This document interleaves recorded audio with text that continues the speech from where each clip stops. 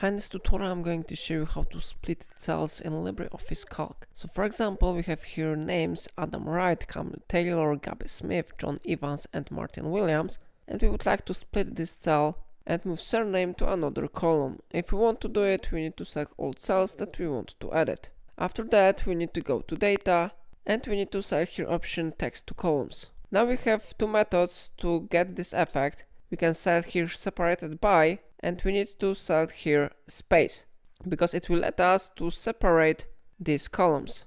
Here we have preview of the effect, so it is the first option, and the second option is to select detected space, because we have space between name and surname, so these two methods should work here, but I will select separated by, and I select here space.